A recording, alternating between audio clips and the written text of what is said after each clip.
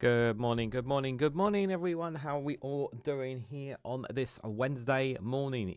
It is a new month. It is the 1st of October. Hello, everyone. My name is Reganelite, and welcome to the Good Morning Show here at just gone 11:02 a.m. UK time. And we are dual streaming live on youtube.com/Reganelite and on twitch.tv/Reganelite1.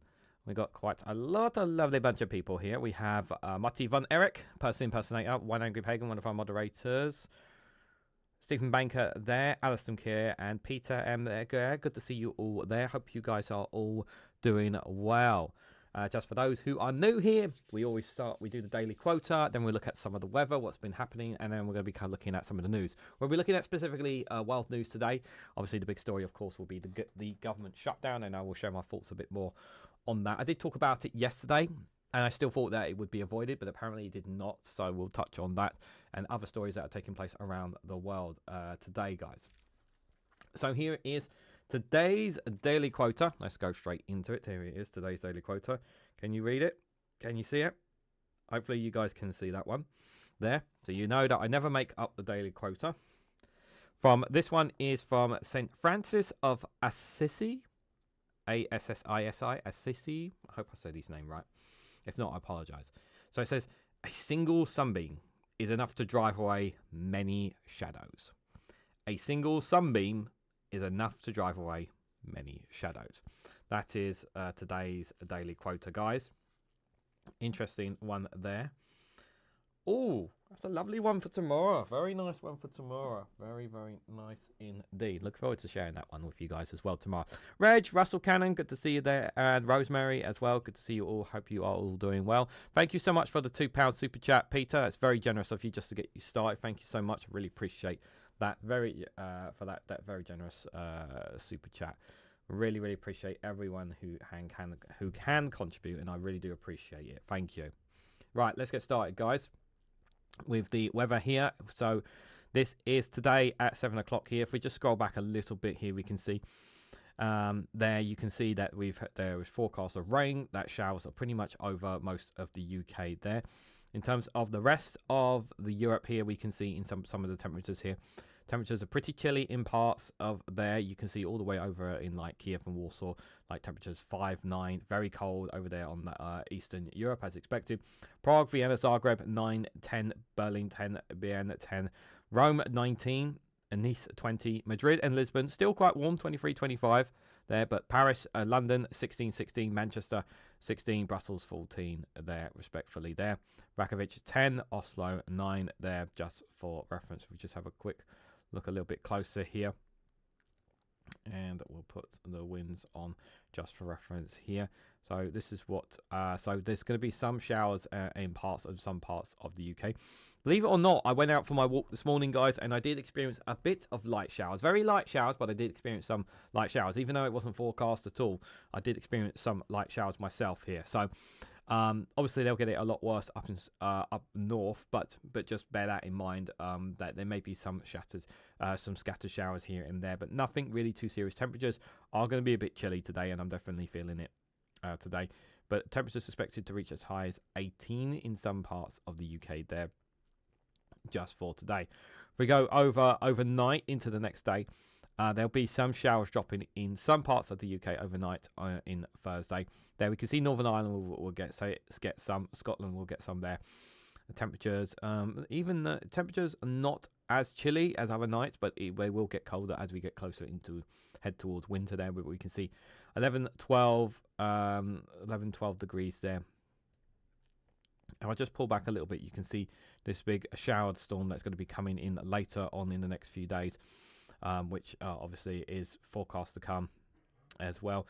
But overall, pretty much throughout the most of Thursday, especially over in Ireland, they're going to experience quite a lot of heavy rain. But yeah, Thursday, 1 o'clock, 4 o'clock, Thursday evening, it looks like it's going to be avoided. Nope, I think that's an error from their part, I'm pretty sure. There, if I go to Thursday, yeah, so an error on their part. They haven't fixed it here on the weather app, but you can see here This rain is pretty much going to hit pretty much all over Ireland and pretty much most of Scotland, northern parts of England, and parts of Wales there. So tomorrow, going to be some showers, going to be some strong winds. Again, just be cautious of that. Friday overnight, you can see those showers again. Like I said, it's going to come in again. There will be a bit of respite on Friday before again in the afternoon, Friday afternoon. It's where that big storm is going to come hit again there. So yeah, do be wary of that. And then as you're going to Saturday overnight onto Saturday, we can see there's still going to be showers going to be coming around as well for a while. So yeah, just do be aware of that there. And then on Sunday, it looks like there's going to not too much showers, but more just fog and heavy clouds there as well from the looks of it there. So that is the forecast there for some of the weather for the next couple of days, guys. So strong winds, possibly strong winds, rain. Miserable weather as you typically would around this time of the year. So do take precautions on that, guys. Right, let's go straight. Let's start with the Associated Press here, guys. The main story, of course, is the government shutdown begins as the United States of America faces a new period of uncertainty. So what happens now that a shutdown is underway? World shares are mixed. As the US government shutdown adds to uncertainty, how will it affect student loans, SAFAs, and the education department here as well? Let's have a little bit read more into this, guys. So plunge into a government shutdown. The US is confronting a fresh cycle of uncertainty. Our President Donald Trump and Congress failed to strike an agreement to keep government programs and services running by Wednesday deadline. It's important to stress here that for those who don't know, it's really important to stress that the Republican Party control the Senate, they control the House. Literally the White House, they control everything. So it's all, the emphasis has always been on them. They want a government shutdown. I've heard a lot of stories of people saying that President Trump wanted a government shutdown. They want an excuse to fire lots of service people as well. And a lot of people are going to be working now without pay as well. There are essential services that are going to be running without, and they're going to, like, for example, those who are working on air traffic controls, for example, they're going to be working without pay. They have to work. They are legally required to work because they need those systems to work, and they're not going to get paid for it, which is absolutely terrible. Like, I mean, just being told that you have to, all this time when you get money that helps pay for really important stuff, and you're being told, no, you can't get paid now because of Donald Trump. So roughly 750,000 federal workers are expected to be furloughed. Some potentially fired by the Trump administration. Many offices will be shuttered, perhaps permanently, as Trump vows to do things that are irreversible, that are bad as retribution. His deportation agenda is expected to run full speed ahead, while education, environmental and other services spurs. The economic fallout is expected to ripple nationwide. Museums, museums are being shut down as well. Been told. So a lot of public stuff, like things like that. Most parks will still be open, but obviously ones that are, there will be some parks in around the country where they'll be shut down as a result as well. We don't want it to shut down, Trump said, the White House before midnight deadline. Bollocks. I'm going to call bollocks on that. But the president, who met privately congressional leaderships this week, appeared to be unable to negotiate any deal between Democrats and Republicans to prevent that outcome. This is the third time Trump has presided over a federal funding lapse, the first since he's returned to the White House this year, in a remarkable record that underscores the polarizing divide over budget priorities and a political climate that rewards hardline positions rather than more traditional compromises. Democrats picked this right, which is unusual for the party that prefers to keep government running, but their voters are eager to challenge the president's second-term agenda. Democrats are determined to funding for healthcare subsidies that are expiring for millions of people under the Affordable Care Act, spiking the cost of insurance premiums nationwide. Yeah, I just don't think the Democrats... it's not the Democrats here. And Chuck Schumer's a weakling spinal coward. I generally thought that that Democrats would bend over backwards to prevent a shutdown, because that's how spineless the leadership of the Democratic Party is.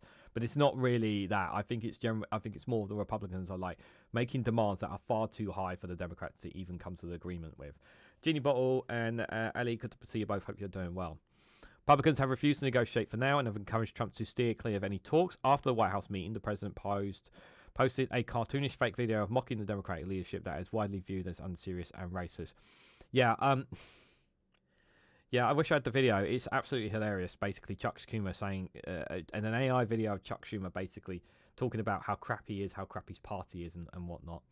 Um, but he does sum up, but his party is a joke. The Democratic Party is a joke. What neither side have devised is an easier off-ramp to prevent what could become a protracted closure. The ramifications are certain to spread beyond the political arena, upending the lives of Americans who rely on the government for benefit payments, work contracts and various services being thrown into turmoil. What the government spends money on is a demonstration of our country's priorities, said Rachel Sinderman, a former White House budget official who is the managing director of economic policy at the Bipartisan Policy Center, a think tank in Washington. Shutdowns, she says, only inflict economic costs, fear and confusion across the country. An economic jolt could be felt in a matter of days. The government is expected Friday to produce its monthly jobs report, which may or may not be delivered. While the financial markets have generally shuttered during past shutdowns, according to Goldman Sachs analysis, this one could be different, partly because there are no signs of broader negotiations. There is also few good analogues to this week's potential shutdown, the analyst has said. And across the government, preparations are underway. Trump's Office of Management and Budget, ahead of Roscoe, directed agencies to execute plans for not just furlough, as are typical during a federal funding lapse, but mass firings of federal workers. It's part of Trump's administration's mission, including its Department of Government Efficiency, to shrink the federal government. The Medicaid and Medicare and Medicaid health care programs are expected to continue, though staffing shortages could mean delays for some services. The Pentagon will still function, and most employees will stay at the job of the Department of Homeland Security. Trump has warned that the administration could focus on programs that are important to Democrats, cutting vast numbers of people out, cutting things that they like, cutting programs that they like. Yeah, essentially, basically targeting vulnerable people for no reason whatsoever. As agencies sort out which workers are essential or not, Smithson's museums are expected to stay open until at least Monday. A group of former national park superintendents urged the Trump administration to close the parks to visitors, arguing that poorly staffed parks in a shutdown are a danger to the public and put park resources at risk.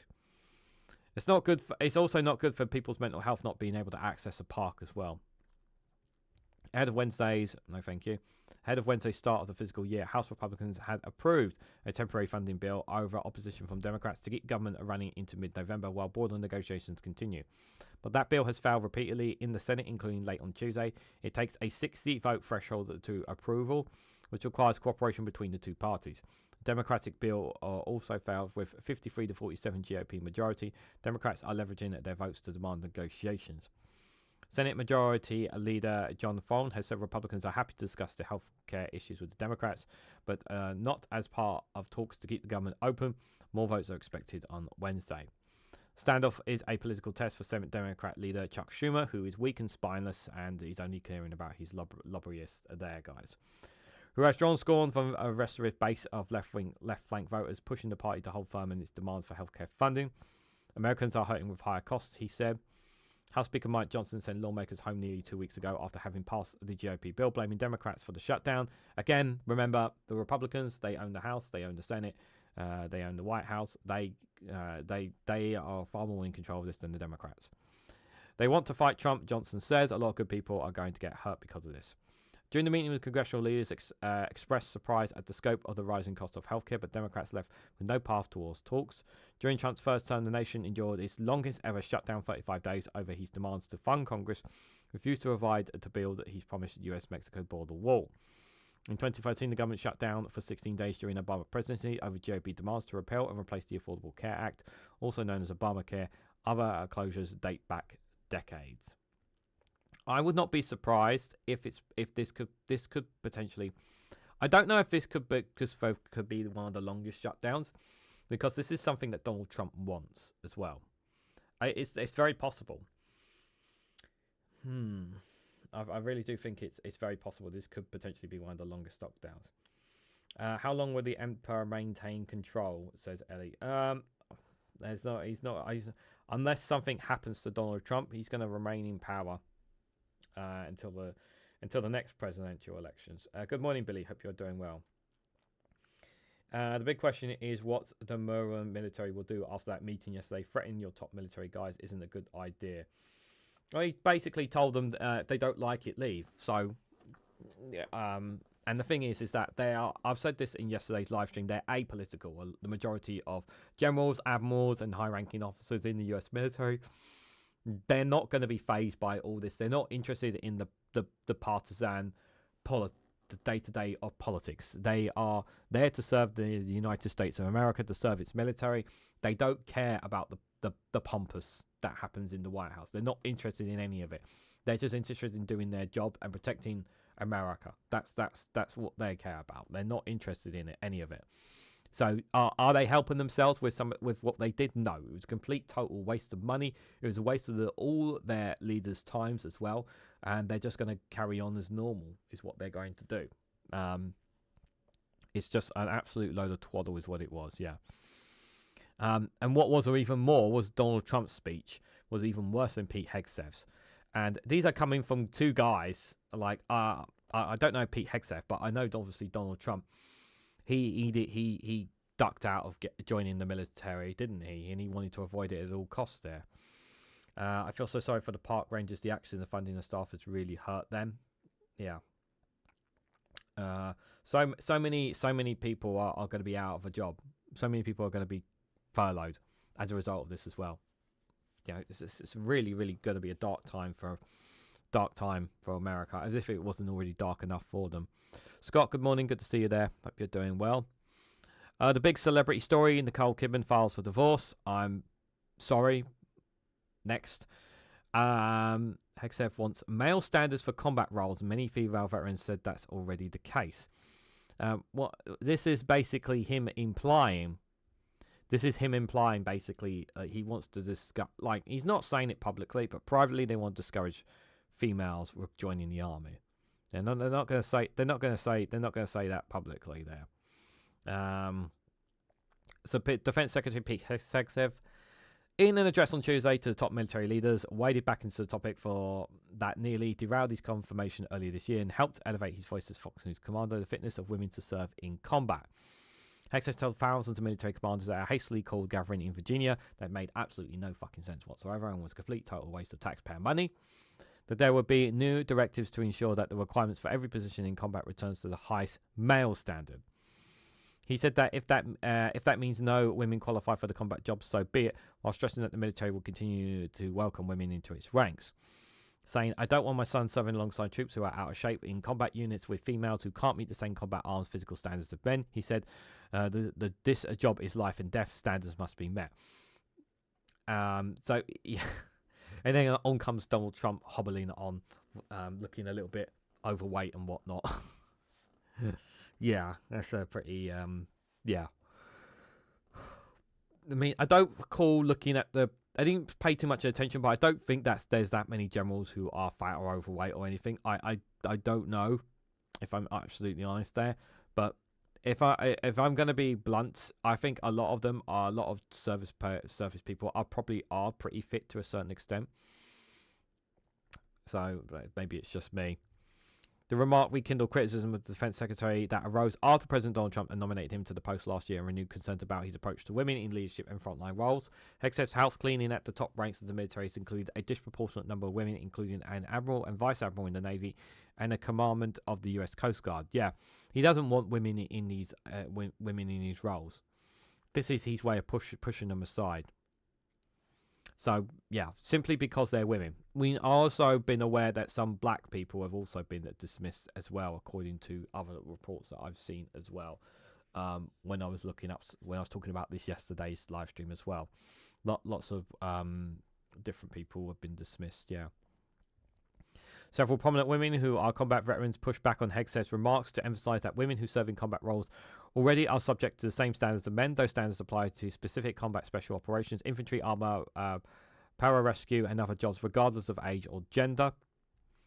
And then obviously they're going to be calling out Pete Hegseth there.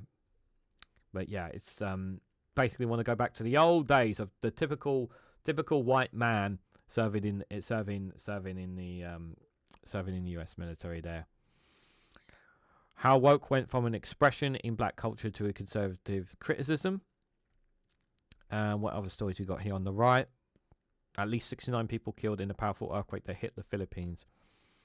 69 people, my God.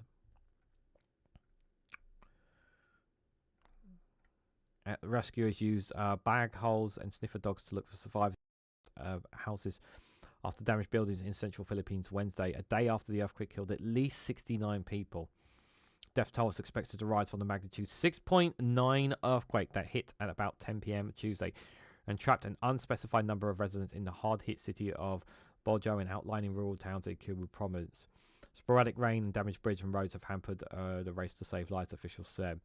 We're still in the goal now of our search and rescue, the Office of Civil Defence Deputy Administrator Bernardo said in a news briefing. There are still many reports of people who were pinned or hit by debris. The epicenter of the earthquake was sent off by movements in an undersea fault line at a dangerously so shallow depth of 5 kilometers, that's 3 miles, which was about 19 kilometers, that's 12 miles northeast of Bongo, the coastal city. About 90,000 people in Cebu province, where about half of the deaths were reported, the officials say. The Philippines government is considering whether to seek help from foreign governments based on ongoing rapid assessments, they said as well. First of all, my deepest condolences. 69 people at least. And that number is sadly going to rise. It is something, unfortunately, that Philippines do have to live with, unfortunately, because of where they are on the planet. It's not. It's just. I just hope that they save as many lives as they possibly can. As outrage over the war in Gaza grows, Europe's relationship with Israel falters. Good. Pfizer agrees to lower prescription drug costs for Medicaid in a deal with Trump. What to know about the international flotilla seeking to break Israel's blockage of Gaza? It's got to be happening soon. It's got to be happening soon, the blockage. Surely that's going to be happening soon. Women in Gaza promise food, money, or work in exchange for sexual interactions, AP explains. Trump vows to end political correctness within the military. Pledges to target the enemy from within. What enemies from within? It's not enemies of America. It's enemies of you. That's what it is. Any others? FBI boss Kash Patel gave New Zealand official 3D printed guns illegal to possess under local laws. New studies adds a possibility of favorable conditions for life on Saturn's moon. Zelensky and UN atomic agencies head warn of heights and risk at huge Ukrainian nuclear plant. One of the things that Russia always tends to do as it heads towards the autumn and winter, really trying to target Ukraine's energy infrastructure. Anything that to freeze out their enemies is what they tried to do. Taliban government in Afghanistan rejects reports of a nationwide internet ban. They finally responded. Greece general strike disrupts services across the country. Yeah, so I covered this last night. So they say it's not happened. Well, why can't people talk to people? Why can't we talk to people then? Taliban government has rejected reports of a nationwide internet ban in Afghanistan, saying old fiber optic cables were worn out and are being replaced. You're telling me the entire internet in Afghanistan went out because of old fiber optic cables are worn out and are being replaced? That's their excuse, guys. That's their excuse. The announcement was the Taliban's first public statement on communications blackout that has disrupted banking, commerce, and aviation. Several provinces last month confirmed an internet shutdown because of degrees from the Taliban leader to combat immortality. Quote, there's nothing like the rumours being spread that we have imposed a ban on the internet, Taliban officials said in a three-line statement shared in a WhatsApp chat group with Pakistani journalists. Statement posted on social media X citing a chief Taliban spokesperson saying that ongoing nationwide disruptions were a result of decaying fibre optic infrastructure which is now being replaced. The statement did not say when or if services would be restored. The outage was first reported on Monday by internet advocacy groups NetBlocks, which says internet connectivity was collapsing across the country, including in the capital Kabul, and telephone services were also impacted. Afghan's carrier Cam Air told local TV news, Tolo News, that it would likely resume flights to Kabul later on Wednesday today, after fully halting operations since Monday due to the outage. Aid officials have warned that humanitarian organisations face major challenges because of the blackout, urging authorities to restore connections.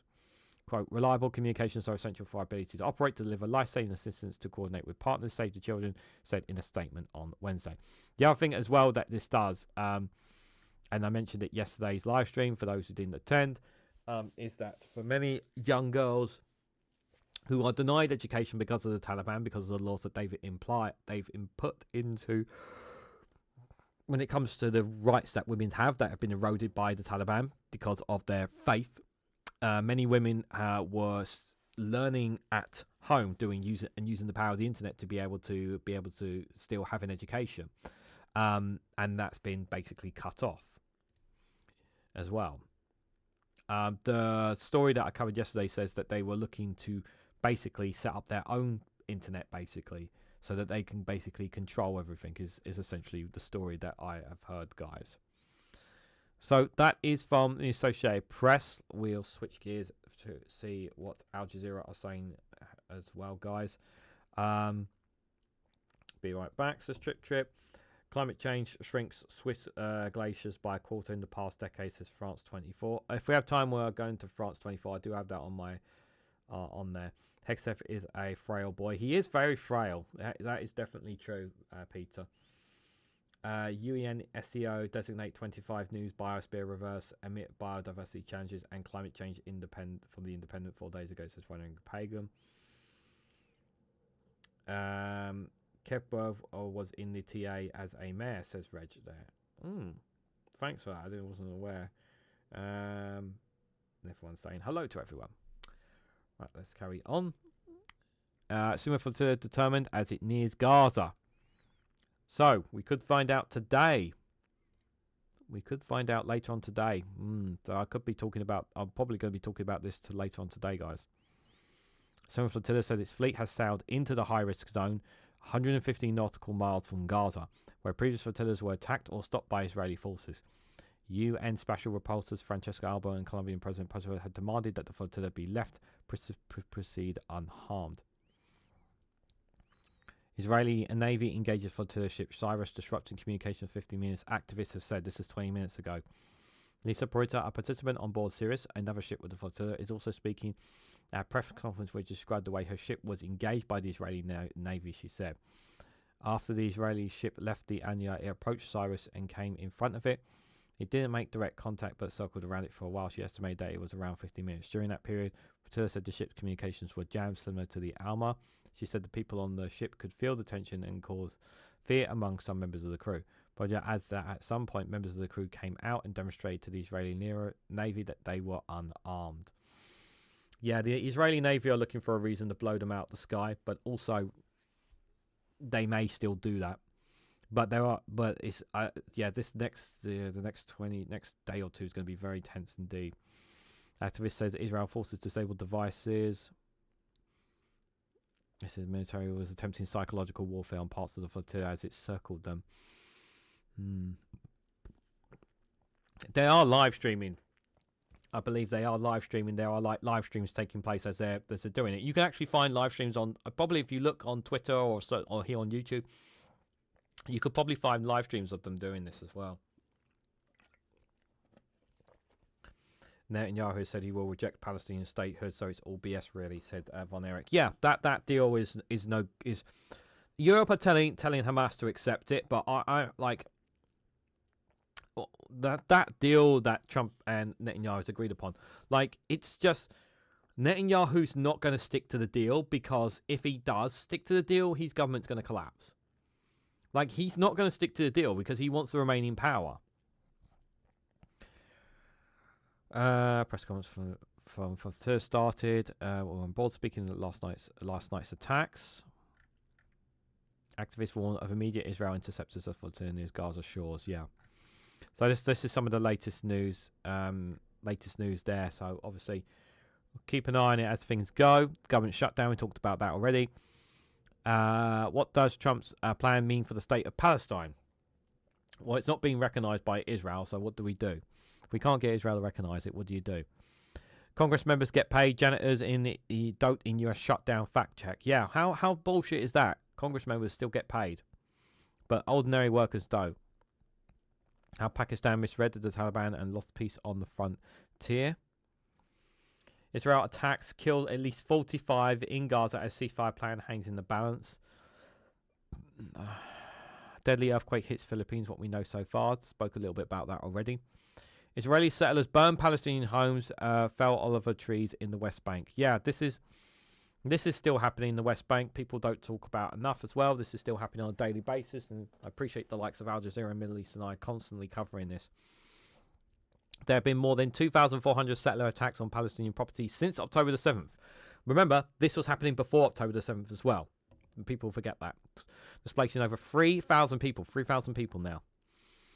Israeli forces and settlers have carried out a series of raids and attacks across the occupied West Bank, with soldiers shooting several residents in a Far refugee camp and settlers vandalizing Palestinian homes and farmland near Nablus and Hebron, according to local media report, alongside Israel's relentless destruction on Gaza. Soldiers shooting several residents. On what grounds? What have they done? Oh, you're living in your home in that area. Shoot them. That's literally it. That is literally it. In one of several raids on Wednesday morning, Israeli troops stormed a Far camp near Tobus, opened fire on residents, reported the Palestinian Wafa news agency. 2 young men were wounded and treated by the Palestinian Red Crescent Society medics. The Israeli military arrested Palestinians from the camp, as well as Tokram, Hebron, and Jafada near Ramadishia, Wafa reported. If I know I botched some of the names, I'm aware of that, guys.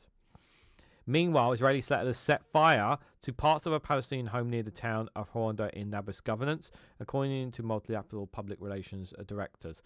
Footage of the attack viewed by Al Jazeera show firefighters attempting to extinguish flames that had engulfed the attached outdoor structure. There's actually firefighters actually trying to put out the flames. That's amazing. And I'm not joking with that exaggeration, because they would probably, you would expect them to just carry it on, to allow it to burn to the ground. Israeli settlers cut down about 300 almond and olive trees owned by Palestinians. See, this is what absolute destroying their livelihoods. A latest in a string of attacks of agriculture in the area over the past month. A separate group of Israeli settlers drove by a Palestinian neighborhood southeast of Berlin and harassed residents, the agency added. Attackers by Israeli forces and settlers in the West Bank have surged since the war in Gaza broke out. Since then, such attacks have killed at least 1,074 Palestinians and injured more than 10,000, according to the Palestinian Ministry of Health. Attacks by settlers who rampage and met out violence against unarmed Palestinians with impunity have targeted Palestinian property more than 2,400 times in the last 2 years, displacing at least 3,055 people, including 1,529 children. Children as well, guys. Remember that. Remember, children also get suffered in all this. Most belongings in Bedouin and Hebron communities, according to the United Nations High Commissioner for Refugees. And by the way, if they attack back in any way, if they tried to defend themselves, if they hurt the settlers, they are the ones punished by the police, as well. They're punished by the police. If you attack, they can target you, the settlers, but if you attack back, if you're shown to have brought harm to them, or worse, you face prison. You, the Palestinian, face prison, even though you're the one defending your home. That's how it works there. Yeah, you make that make sense. Make that make sense, guys, because I can't. Qatari PM hopes momentum now to end Israel's war. Israel's Gaza war. Hamas deliberates. I don't know if Hamas will take it. Over 90 people believed to be buried in a rubble after Indonesia school collapsed. Authorities said 6 people are still alive under the rubble in the school. Contact with rescue workers. What caused it? At least 91 people trapped under a building rubble following a school collapse in Indonesia, government authorities said. Reported the latest figures on Tuesday evening. It revised the number of 28 earlier in the day. What caused it? Digging holes. Yep. For those 70 discharged, 26 remain in hospital. If the assessment concludes, no more supplies next phase. It's not saying what the cause is. What caused the crash? Authorities said the school's foundational pillars gave way while unauthorized construction work was underway on a higher floor. So it was poor mismanagement. Bloody hell.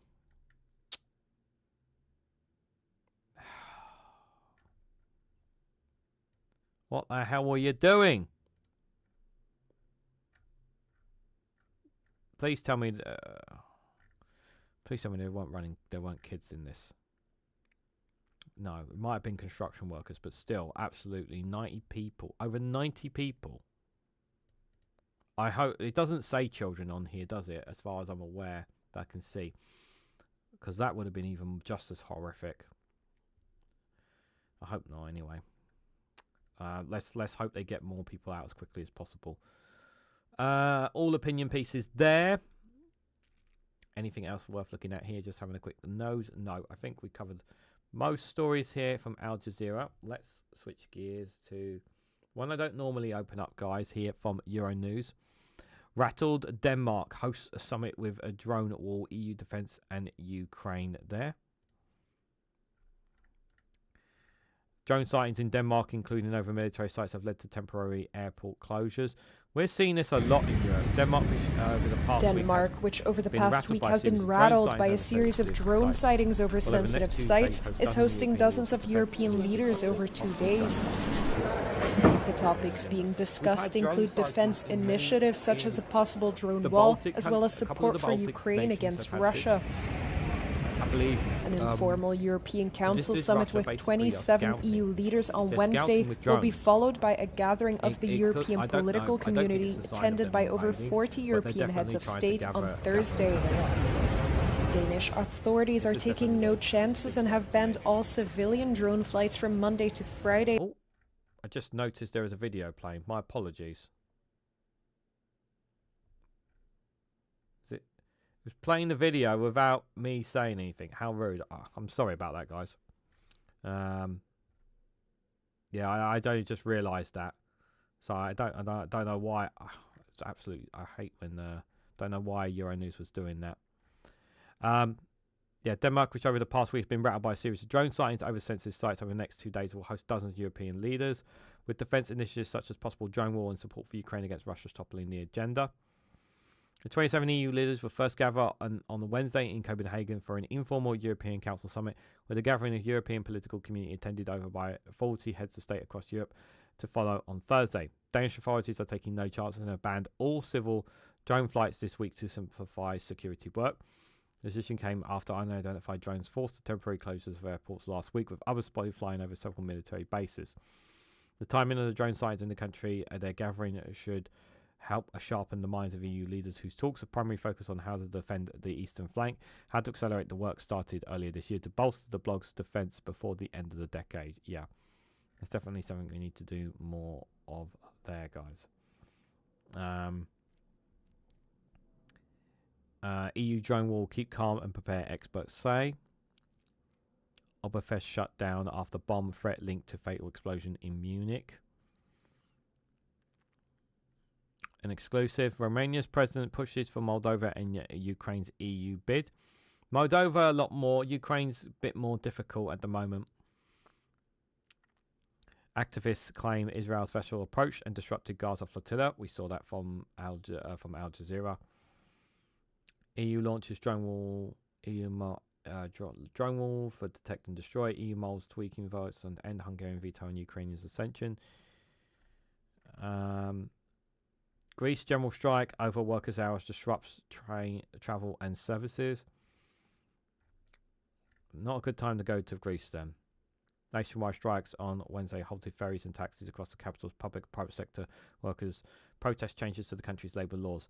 No taxis in Athens or trains will run for the duration of 24-hour strikes, while buses and city subways, trams and trolleys will operate on a reduced schedule. Strike was disrupted by services across Greece, including our schools, courts, public hospitals and multi-apicities. 2 protest marches were planned in central Athens, with demonstrations also set for other cities. Unions representing civil servants and private sector workers called the strikes to protect labour changes and will introduce more flexible, allowing overtime that could stretch to 13 hours a day. Under the new regulations, working hours that would include overtime would be capped at 48 hours per week, with a maximum of 150 overtime hours allowed per year. Unions argue that the new rules leave workers vulnerable to labour abuses by employers.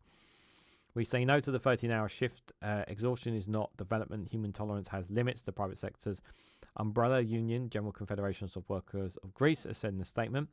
Union calls for 37.5-hour working week and then the return of collective bargaining agreements. The legal working day in Greece is 8 hours with the possibility of paid overtime. Yep, that makes logical sense. So yeah, that's totally. I think that's justified from the Greek people there. Stand up to that. That's a story I've been bopping around. I've seen a few times. South Africa's ambassador to France has been found dead outside a Paris hotel. Don't know if there's really anything to this. Paris's prosecutor office has launched an investigation into the death of 58-year-old Emil Matthew near the Hut residency office. He was found dead outside the high-rise hospital in Paris on Tuesday, according to local authorities. The Paris prosecution launched an investigation. The 58-year-old was reported missing by his wife on Monday after she received a worrying text message from him, according to prosecutors. He booked a room on the second floor of the hotel and secure window had been forced open, the prosecutor's officers said. South African government issued a statement on Tuesday morning the ultimate passing of him. I've no doubt that he's passing. I don't know if this was politically motivated, like did something happen to him, or was it a heart attack or what, but I haven't read anywhere that says the reason behind it yet. It does raise some questions there. That is for sure. Let's switch gears here. Just so you guys know, we've got about 20 minutes left before we stop at 12 o'clock, just for reference here. Just a reminder, guys, if you want to financially support me in the work that I do here on this channel, you could do so by leaving super chats to help me reach the super chat goal, or become a YouTube member for as little as 99p. If you can't do them, guys, just hitting that like button, sharing across social media, and subscribing to the channel really does help support. Do check if you're subscribed, guys, because as I've noticed, apparently some people subscriptions aren't always there. So you might have joined the live stream and you may not realize that. You may think that you're subscribed, but you actually aren't. So just do double check that you are, just for reference there, guys. Moldova needs to sort the translator issue out before during the EU, I think. You know what, person impersonator, I don't see a solution right now for that, because it's so pro-Russian. I don't know how you can sort that out. Like, how can you get a part of that that part of Moldova on board when they are so pro-Russian? Like, the only way I can see them doing it is literally going in by force and overthrowing the Russian forces in there. But that would just cause lots of bloodshed. I don't like. Are they willing to get round the table to sort it out? No. Even though the election has gone in the favour of the EU, the country, people are still divided. There are still people who are pro-Russian, and they can't just completely ignore that. Yes, there obviously they do need to deal with the corruption within the country. I agree, that is a big problem, but I don't see a simple solution to that issue. I mean, right now, the only thing that comes to my mind about the Moldova issue is conflict, and I don't want them to go to conflict. You know, I really hope not. Gabon's ruling party leads in the post-coup elections. That's Gabon. Sudan floods rise in Ethiopia's new dam. That's a strong earthquake one there. Ethiopia claimed on Monday that its recently inaugurated dam has helped lessen floods that have hit Sudan. A speculation rose over whether it's actually caused the deluge. At the same time, Sudan's rainy season lasting from June to October can lead to floods due to heavy rain. Sudanese on Sunday issued a flood alert, citing rising water levels in the main two turbines. Since irrigation released on Sunday that water levels have been high for 4 consecutive days as dams near the area discharge excessive water. It's urged residents in the province of Khartoum to remain vigilant. Floods may be... Yeah, one of the things, Sudan has a tendency to get floods around this time of the year as well. I still have questions about... Like, there's been a lot of questions about Ethiopia's right to have that dam. But it's supposed to bring a lot of more money to the boost the economy in Ethiopia. Oh, so an update in Haiti. United Nations approve a stronger mandate for Kenya-led forces in Haiti. Why not United Nations peacekeeping our forces? Oh yeah, that's right, because they keep getting vetoed by China and Russia. The UN Security Council has voted to strengthen the mandate of the Kenya-led multinational force in Haiti, transforming it into a gang suppression force, with the authority to detain suspected gang members, a major shift from its previous limited role. The resolution, co-sponsored by the United States and Panama, passed with 12-0 vote. Russia, China and Pakistan abstained. South Korea's Deputy Permanent Representative Saki Kim confirmed the adoption as Resolution 2793. US Ambassador Mike Waltz welcomed the move, saying that the adoption of this resolution offers Haiti hope hope that's been rapidly slipping away as terrorist gangs expanded their territory, raped, pillaged, murdered, and terrorized the Haitian population. Haiti's permanent representation to the UN called the resolution a decisive turning point in the country's fight against escalating gang violence. I don't think this is not game changing, you know, because I still don't have a lot of faith right now with how corrupt how corrupt Haiti is right now. So the Kenyan-led forces, which began deployment in June 2024, remains under 1,000 troops due to funding shortages far short of its planned 2,500. Since the 2021 assassination of the president, Jovi Mosque, gangs have seized control of 90% of the capital Port-au-Prince, expanding into rural areas, unleashing a wave of kidnapping, sexual violence, and lawlessness. Yeah, they still have 90% control of the capital Port-au-Prince. What's happening here? Why are we not pushing back against this? It's because they don't have the forces to do so. What else we got here? Gabon's ruling party. After 25 years, US-Africa trade lifeline Agio comes to an end. Red alert in Ibiza and Fontima as flash floods cause widespread chaos. Paris bids farewell to iconic actress Claudia Conte. Any other stories here on Africa News worth looking at? Former President Joseph Kabila sentenced to death for treason. That's Democratic Republic of Congo. That's an old story. World's tallest bridge opens to traffic China's Gintu province. World's tallest bridge. That is very tall. That is very, very tall. The world's tallest bridge opened to traffic on Sunday morning in southwestern Chinese province. Can we get a video of it? Let's have a looky. The world's tallest bridge opened to traffic on Sunday morning in the southwestern Chinese province of Guizhou. The latest addition to China's rapidly expanding infrastructure network, the Huajing Grand Canyon Bridge slashes travel time across the canyon from 2 hours to just 2 minutes. Standing 625 meters above the Beipan River in Guizhou's mountainous terrain, the bridge is nearly 9 times as tall as San Francisco's Golden Gate Bridge. Almost 3 kilometers long, it has made multiple technological breakthroughs in its wind resistance design and high-altitude bridge construction. That is pretty impressive. You gotta admit, guys, that is pretty impressive. A pretty impressive bridge. That is for sure. That is pretty impressive. Any other stories here to look at? Probably not. That was definitely worth looking at. That's for sure. Surviving via sea routes. Something else. Yeah, you guys talking about. Let's have a look at the Kiev Independent here. Let's have a look at what's happening particularly in the war in Ukraine. We asked 5 young Ukrainians why they choose to go to war against Russia. Because their country needs them. I would say. Well, there's lots of reasons why some go to war and some don't.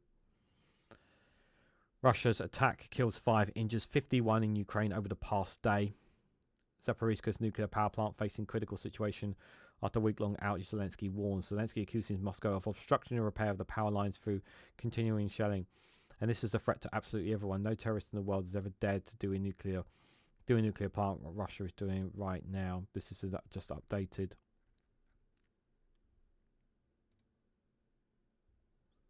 The longest outrage since full-scale war. It's now the 7th day, by the way. This is something that's never happened before. And an emergency situation in Zaporizhzhia's nuclear power plant. The situation is critical, Zelensky said in his evening address. The president warned that the facility, Europe's largest nuclear plant, is relying solely on diesel generators to keep the safety systems functioning after Russia strikes severed its external power lines. Like any Russia-occupied city of Vendela on the Dymo River, the plant site sits close to the front line. That's not good. Generators and the plants are not designed to this, and they have never operated on this mode for so long. We already have information that one generator has failed, he said. Zelensky accused Moscow of obstructing repairs of the power line through continuous shelling, adding, this is a threat to absolutely everyone. No terrorist in the world has ever dared to do a nuclear plant, what Russia is doing right now. He said he has ordered Ukraine's government and diplomats to bring international attention to the crisis. Russia, which seized the plant in 2022, claimed last week they had been providing backup power since an attack, and blamed it on Ukraine. 6 reactors have been shut down since Moscow's occupation, but the facility still requires electricity to maintain cooling and prevent a nuclear incident. In a statement issued by the International Atomic Energy Agency, the IAEA, it said that the UN agency is in consistent contact with the two sides to aim to enable this plant's swift reconnection to the electricity grid.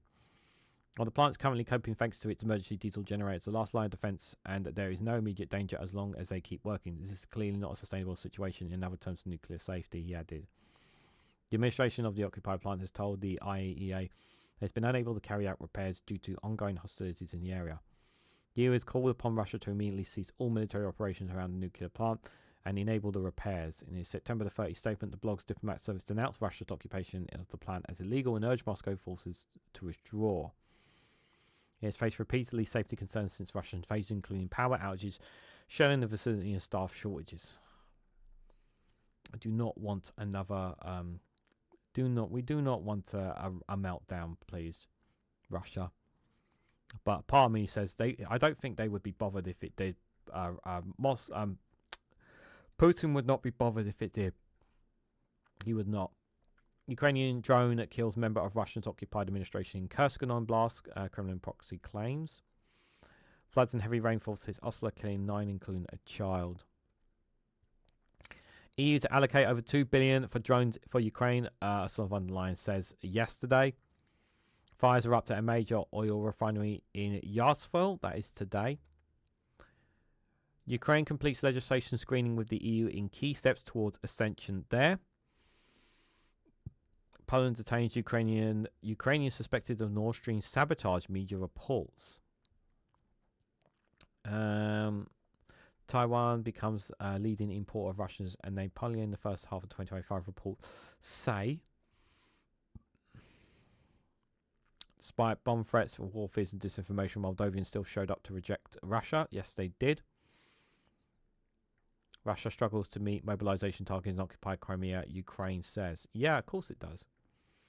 Russia extends ban on gasoline exports, limits diesel shipments amid Ukrainian fuel disruption. Austria expels Russian diplomats suspected of spying on an oil company. Austria expelled a Russian diplomat yesterday over suspicions that the diplomat relayed company secrets from Austrian oil company OMV along to the Kremlin. Interesting. US reportedly deploys submarine hunting aircraft to Norway amid rising tensions in the Baltic region. That's earlier in the year, that is. So a couple of stories there, some interesting stories there from the Kiev Independent there. Just a reminder, we've got about 6 minutes left, guys. If you want to financially support me in any way for what we're covering today, you can leave a super chat down below to help me reach today's super chat goal. Just also a reminder as well that I'll be live later on tonight at 8 o'clock. There'll be plenty to cover. We'll look back at some of the things happened at the Labour conference, as well as other, may dive into more on the government shutdown. Maybe some of the speeches that Trump says. Will be plenty to talk about for sure, guys. Let's have a look at what CNN are saying here. DR Congo military court sentenced former President Kabila to death in absentia for treason. We saw that on African News there. France rushes to reach a scores of students missing for days after boarding school collapses in Indonesia. We looked at that as well. Japan is arming a warship with US missiles that it can hit targets up to 1,000 miles away. A specific arms race heats up there. Greatness in the Middle East, don't hold your breath. From ending conflicts to joining wars, British PM Blair vies for Gaza reconstruction job with credentials and controversy. Don't trust that guy in any way, shape or form. Don't trust him whatsoever. Let's have a look at front of CN, see what they're saying. Government shutdowns, obviously the main story. Frantic rush to find students missing after border school collapsed. Keir Starmer is polling as the UK's most unpopular Prime Minister on record. Where did it all go wrong? He's not been improving people's lives. That's the main thing. In some aspects he is, but most people think most people are not feeling any changes. That's the problem. Chernobyl reactors beep found with that stuff going on it, which is a positive, says Scott. Yeah, I'm very scared something like that's going to happen in Zaporizhzhia for Ukraine. I'm very scared about that happening. I really, really am. It's so dangerous right now. No other stories there that we haven't already seen there from the government shutdown. Let's see what else there is there. Nothing too much there from CNN. What's going on? There we go. It's just refreshed itself. The programs to wait stay open. Government shutdown. Federal employees are told to blame Democrats. Are told to blame Democrats for the shutdown. They're told to blame the Democrats, which is bollocks. An asteroid might be heading for the moon. Should we nuke it? What? What kind of a story is this? An asteroid might be heading for the moon. Should we nuke it? A paper from several NASA scientists and other researchers explore whether an asteroid with a 4% chance of hitting the moon in 2032 should be deflected or blown up. 4% chance. Okay, it is 2032. If an asteroid is on a collision course with the moon, what should humanity do? Try to nudge the rock spray out of space before it strikes, obliterating a nuclear explosion. Those are the questions explored in a recent paper by more than a dozen researchers, including several NASA scientists, and they are not purely hypothetical. An asteroid known as 2024 VR4 is estimated to have a 4% chance of hitting the moon in 2032. Depends how big it is, though, to be fair. Such a cosmetic collision could produce debris up to 1,000 times above background levels just the past few days, possibly threatening astronauts and spacecraft in low Earth orbit. Researchers wrote on the paper, which was uploaded to avoid creating a potentially dangerous debris field. One option is to nuke the asteroid, according to the paper, or trigger what scientists call a robust disruption before it reaches the moon. Cue the Armageddon movie reference. This could be really bad. But using a nuclear explosion to destroy an asteroid has never been tested, so the plan would come with a few slews of major risks. Yeah. Various key characteristics about asteroid 2024 of YR4 are known, including its mass, will be critical in figuring out how to properly disrupt without it creating more problems. If the explosion is not enough, you're just going to create a debris field anyway, said Julia Baskard. I think it would depend on the size of the asteroid, but if they're saying it's going to, if it causes, if it knocks the moon off its sphere, it could have massive ramifications. The asteroid, it did say 4% chance. 4% chance. That is a low percent chance, but there is still that 4% chance is still 4%. Thank you, Peter, to contribute to the nuclear bunker. I will get started on the nuclear bunker right away. Thank you for that £2 super chat. Yeah, that'll definitely go towards the nuclear bunker. I'll invest that too towards the nuclear bunker as well, Alison Keir. Much appreciated. Thank you for your £2 super chat. Thanks, guys. I appreciate it. Just 2 super chats off, but I don't think I'm going to make the goal today. But that's all right. I appreciate those who have supported. Ryan Pago says, no, don't effing nuke a damn asteroid. Yeah, create a whole damn lot more projectiles that could end up hitting Earth. Yeah, that's the other thing. Yeah. A debris field, is it made of cheese? I thought the moon was made of cheese, to be fair. But, yeah, that was definitely a story worth looking at, to be fair. Looks like we're not going to have enough time to get to France 24. Let's have a quick look at one or two other stories if there's anything here. Judge rejects Sean Diddy Combs' bid to toss prosecution convictions because it's 12 o'clock here. European leaders gather. We know about that. Government shutdown. Talked about that. Should we nuke the moon? Should we nuke an asteroid? At least 91 students remain buried in rubble. That's Indonesia. We talked about. I really hope they get them out. Victim in Michigan church shooting died trying to help another worshipper, family says. Character AI removes Disney characters from platform after studio issues a warning. National parks to remain partially open during government shutdown. Any other stories worth looking at here? Cardigan brace for heavy rain as dual hurricanes barrel towards the Atlantic. Not good. Dual hurricanes. There they are. There's all the generals. There they are, guys. There's the military leaders. Trump says military should use dangerous US cities as training grounds. Look at them all. They had to drag them all there to listen to Donald Trump talk about bollocks, basically. Was that worth it for them? Probably not. Just get the man in the moon to swath it. Get a man in the moon to swath it away. Just call Bruce Willis. Get him the rocket he needs, and if he can do it in the film Armageddon, he can do it. It is still quite a bit of time away before it does. Yeah, but cross fingers. Cross fingers. It doesn't hit the moon and it doesn't hit Earth. In all seriousness, I really hope not. But obviously, time will tell on that one, guys. So just a reminder, I'll be going back live again tonight at 8 p.m, guys. So if you want to join me for Reganelite's watch along, we'll be watching along to plenty of stuff there. Just one other thing before we head out as well. I am not going to be doing any more main videos for now on this channel. I'm just going to stick to trying to do some on Rumble and Patreon. The reason being is I'm just not getting any views anymore on them, and I've had some videos get no more than 2 views, and it's just not. It's very time consuming. Those videos are. I am going to continue to do short videos because I actually get something worth out of them. But main videos, I'm going to stop it for now until I can think of something different, because it's not viable anymore, guys. Even though I know some of you guys go out your way to watch them and comment and whatnot, and I appreciate it, but I'm just not getting any traction on those videos anymore. So I will be stopping them for the time being, guys. But I will be doing plenty of short videos, and the live streams will continue as always. But thank you guys for all coming along. Thank you guys for all your comments. Thank you for those who gave super chats today. And on your way out, if you can, hit the like button, share this across social media. Do consider subscribing as well. Check that you are subscribed if you haven't as well. Sometimes it might have switched off by mistake by YouTube. And do check out Rumble and Patreon for exclusive content as well. Links for all those stuff is in the description. And thank you all so much for watching, and I hope to catch you all very, very soon.